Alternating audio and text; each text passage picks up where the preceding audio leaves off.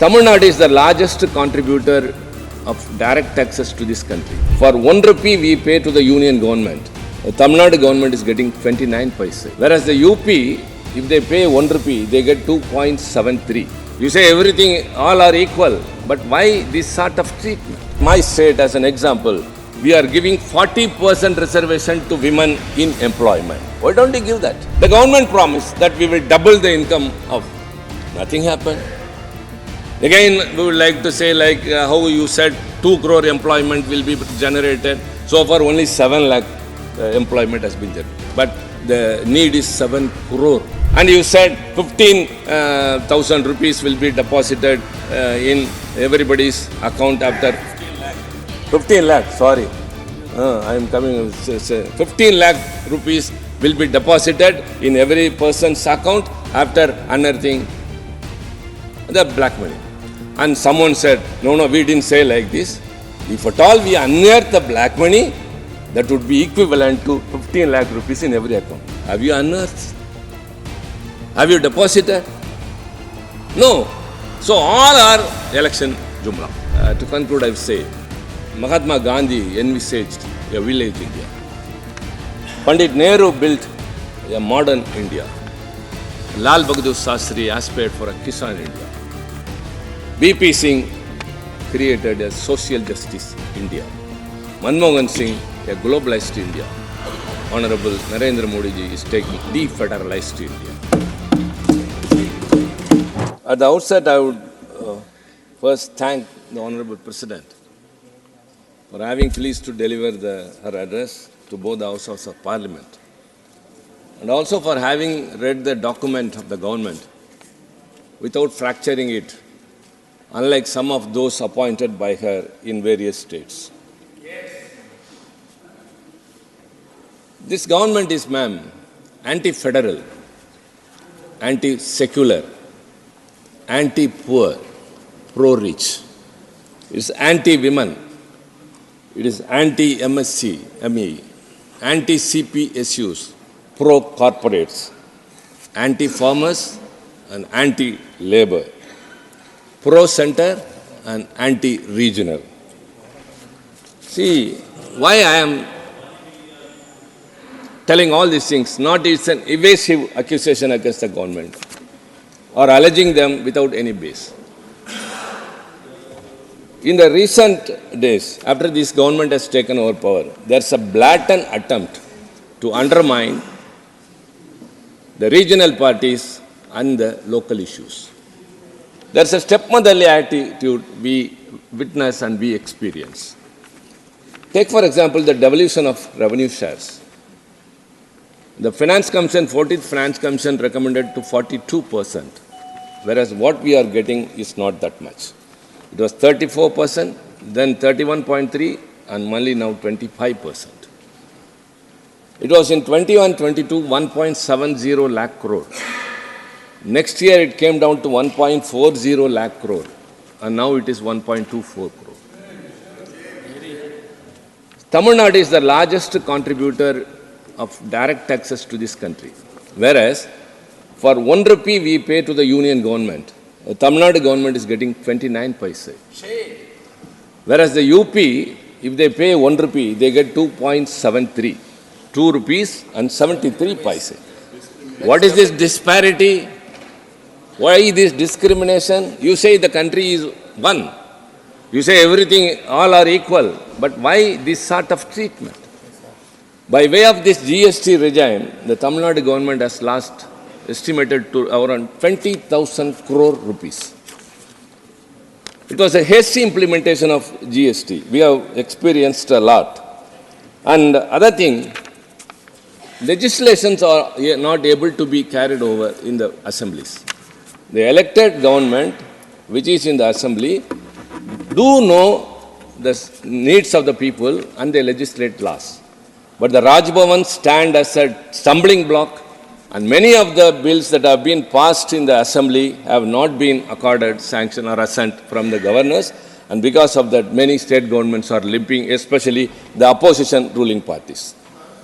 The opposition ruling parties wherever which states or wherever they are ruling, they are being treated in a manner the central agencies enter in and arm twist the government as well as functioning of the governments. And moreover, very importantly, recently there was a very bad flood in Tamil Nadu, the torrential rains. Before that there was a cyclone. Chennai and southern districts were affected too much. We demanded immediate for relief 5,000 crore. We were given only 450 crore, not even 10%. And later overall estimate, say the defense minister came to the spot and he had a overall view of what happened there.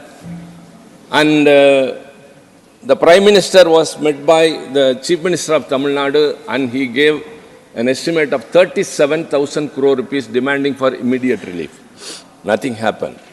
Then a delegation of all party members of parliament came and met the Home Minister, which delegation the Home Minister assured that it will be done. Nothing has been done. So even at the time of distress, they just witness how the states which are being ruled by opposition parties are suffering. This is not the way a union government has to treat a state government under a federal system. That is why I say it is anti-federal. It's not just an accusation against them, but it is the fact because of that. Take for example my neighboring state, the Andhra Pradesh. I have been hearing them for the past 10 years, cutting across all the political parties. After the Andhra Pradesh Reorganization Act in 2014, they are demanding for special status to Andhra Pradesh. Polavaram project, it is very much acquainted to us. Nothing has been taken care of because it is not ruled by BJP. For 10 years they have crossed by. They have asked for a special status and are still demanding it. It has not been acceded to. So this is the way states are being treated by the union government. We say it is not fair. Why I say it is unsecular? I would like to remind about the Citizenship Amendment Act. That act was brought, of course, apparently it seemed that India is very genuine and very generous of accommodating those who have been persecuted in the neighboring countries by way of religion will be given citizenship. But that bill that later on which became act very clearly said 3 countries were selected: Pakistan, Bangladesh and Afghanistan. And from there only 5 religions, selective. Hindus, Christians, Parsis, Sikhs and Buddhists will be accorded citizenship who have registered before 2014. Our question is, while you are so generous of giving citizenship to people who have been persecuted, why Muslims have been deleted in that list? When you have taken 3 countries, why have you not taken about another country which is a neighboring country, Sri Lanka? Sri Lanka, Tamils, 1.5 lakh Tamils are in India without citizenship. The torture they are undergoing because of lack of citizenship cannot be described, and we have represented many a time it has not been taken care of.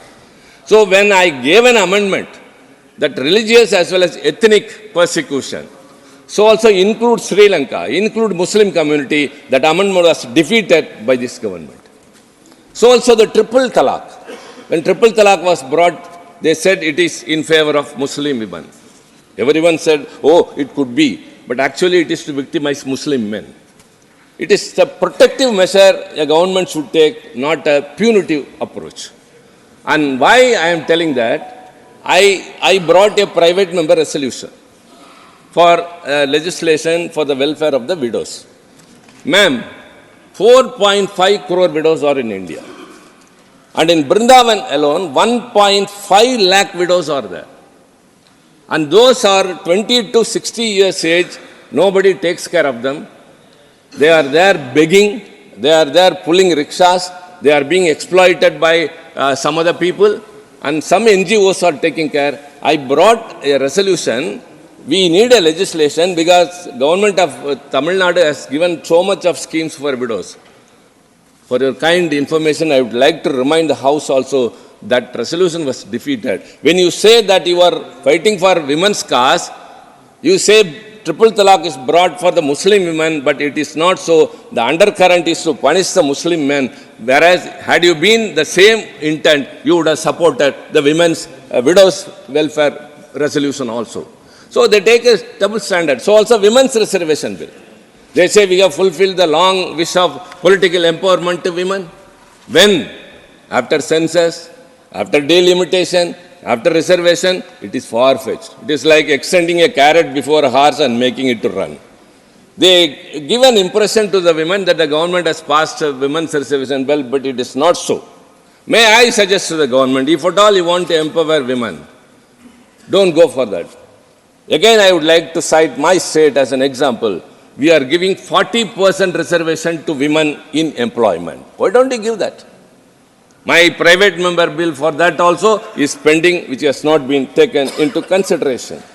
So it is anti-women, it is anti-secular, it is partisan towards some religious people. See, everyone should feel secured in this country. I have repeatedly said, when India partition took place, Muhammad Ali Jinnah said, all the Muslims come to my country, Pakistan, which will be for Muslims. The Islamists in this country said, yes, we are Muslims, but India is our country, and they stayed here and they sacrificed for the country. So many of them are in the military. So many have done in, take for example, Dr. Abdul Kalam. How many have done that? But why you should treat them in this manner is our simple question. Everyone should feel secure, but it is not so. We have to think about all these things. So when I say you are anti-secular, it is all with base and reasons. When I say anti-women, it is also based on what has happened to women community by way of this government's approach. Again, I said it is anti-poor. My colleague, Mr. Sukhendu, quoted many things. The per capita income in India for a person compared to China is 1/4 of it. Whereas in population, China and India are one and the same. I would like to say another thing, very shocking. I am very unhappy to say about my country's situation here in the parliament, which will go across the world. But the government's handling of situations is not in the right manner. I have to tell that. It's our responsibility as a citizen, as a member of parliament, and as, of course, in the interest of the country. India ranks 139th place in the per capita income in the world. Hunger index. And in the G20 countries, you are so proud that you have been successful in conducting G20. The lowest per capita income among the G20 countries is India. But you are climbing high that you have conducted the G20 summit very successfully. 22 crore people are suffering from poverty. That also was mentioned. Even the President address said, Garibi Hato was once a slogan, but now we have uplifted 25 crore of people from poverty. Where comes? 22 crore people are still below poverty line. And what is the index? What is the parameter of below poverty line? For a rural person, for a rural family, it is 27 rupees per day, 816 rupees per month. For one who is in the urban, it is 33 rupees, 1000 rupees per month. One can imagine how can a family survive with 1000 rupees and 800. But the President address says, on behalf of the government, it says that, we have uplifted poverty and people from poverty, and India ranks 5th in the global in economic power. Soon we will be in the 3rd place, all because of the corporates. You are anti-poor and you are pro-corporate. That is what we are telling. 10% of our population get 57% of the nation's income. 10% of the population enjoy 65% of nation's wealth, whereas only 3% of the nation's wealth is possessed by 50% of the population. Let them please explain to us that you have uplifted poverty, people from poverty line. This is the condition of the poor. The Manrega, earlier the number of people who were benefited was 4.14 crore. And now it has increased to 6.16 crore. After the COVID impact, how many things were affected? Have they been restored? Has it been brought to the position? No. The government was concentrating on other things.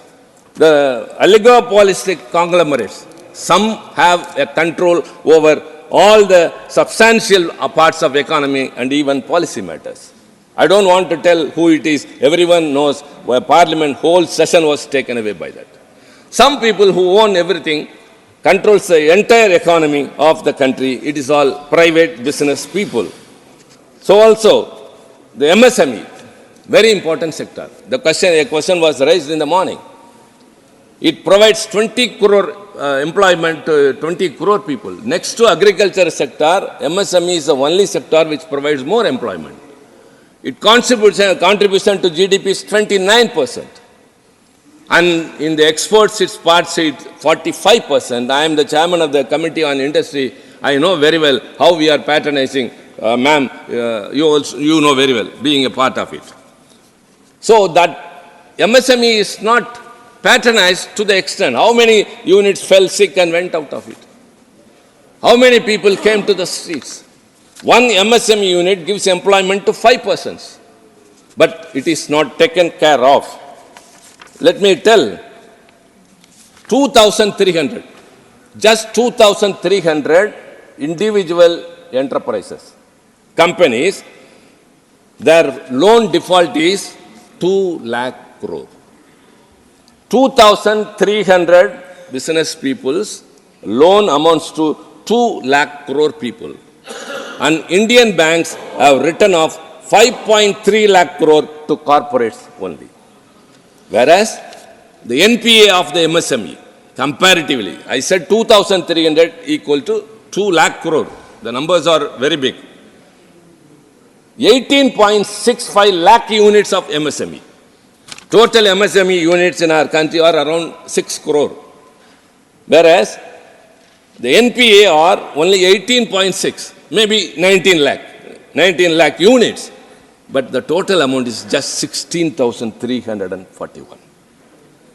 This 18 lakh or 19 lakh units employ 1 crore people, and their loans to the banks NPA that has not been repaid is only 16,000 crore, and whereas only 2,300 business people have got 2 lakh crore not repaid, and so also their loans have been waived off for 5.3 lakh crore. It's all alarming. What is happening?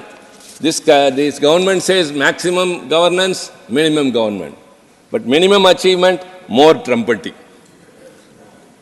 They have spent 4,880 crore towards advertisement.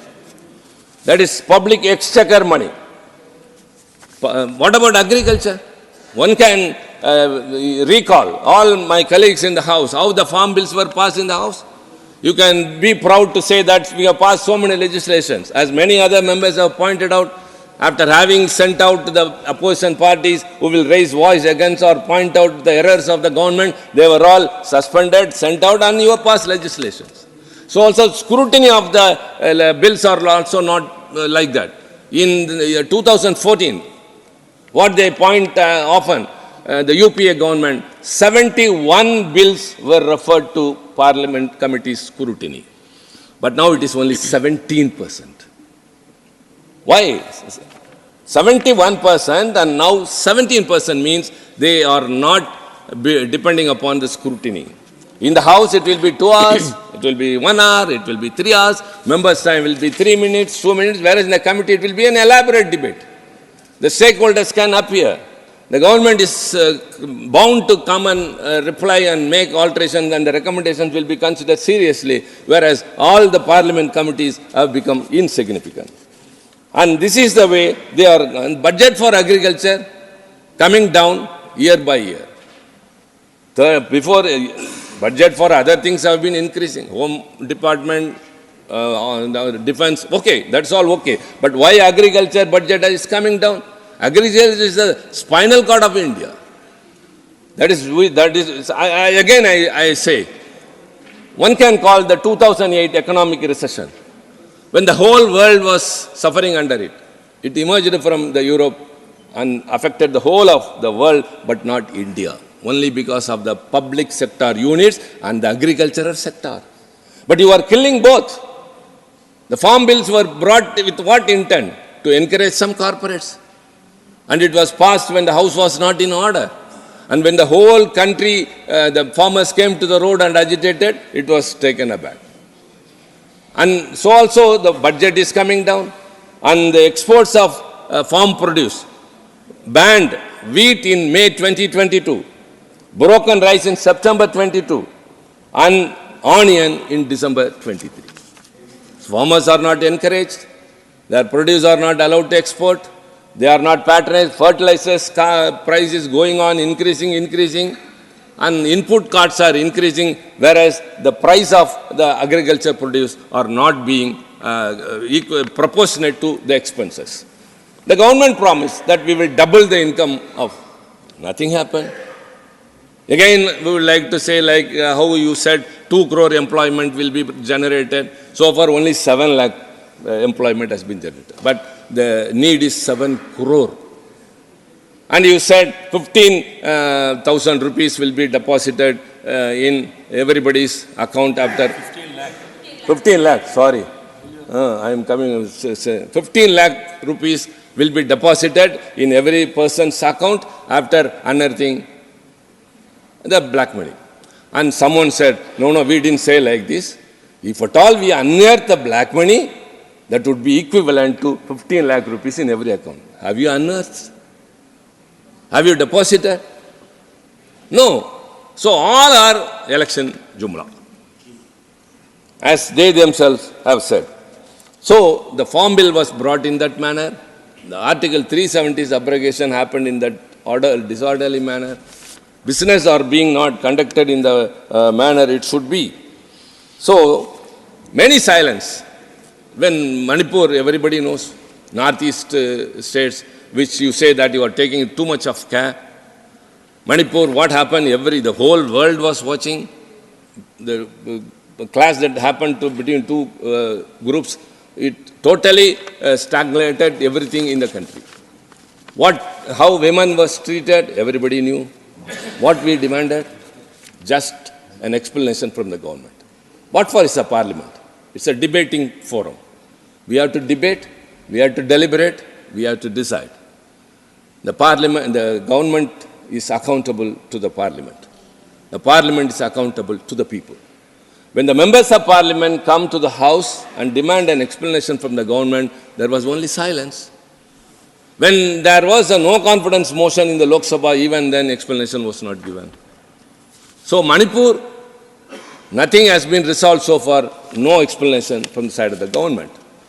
2 persons intruded into the parliament despite the security we have here. We were not allowed to discuss about it. No explanation from the government. We asked nothing out of the way. What is happening in the country, we want to know, and the government is accountable to the parliament. You come here and explain to the parliament, which will be told to the people. But it is not so. So I considering my time, and I have to give way to my colleague, my sister, to some areas also for her to deal with. Because this government has spoiled this country in many areas, but something has to be left to her.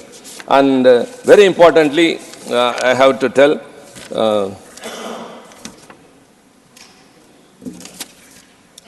as I said, finance minister has come, kindly take care of the states about the devolution of funds which are reducing every year by year, which we are very much concerned about. And so also take care of the Tamil Nadu government's demand that flood relief and cyclone fund we have been asking for, but we have not been accorded so far. And right thing, at least she has come. Take care of the states which are being ruled by opposition parties also. And ma'am, to conclude, I will say, Mahatma Gandhi envisaged a village India. Pandit Nehru built a modern India. Lal Bahadur Shastri aspired for a Kisan India. V.P. Singh created a social justice India. Manmohan Singh, a globalized India. Honorable Narendra Modi ji is taking defederalized India. We are very sorry to all these things. 10 years have been given to you. In these 10 years, what is the net result? The progress report shows more poverty, more poor people, more unemployment. Small-scale industries are being crushed. Many corporates are having their hands upon them. MSME has to be taken care of. All these things, when we say, we can just remind them one thing, remind of the IPC World Cup series which happened. 10 matches, Indian cricket team won like anything, and a much hype was made for the final match. Even the Prime Minister went and everyone was there. Whole nation was proud and nobody looked after any other thing.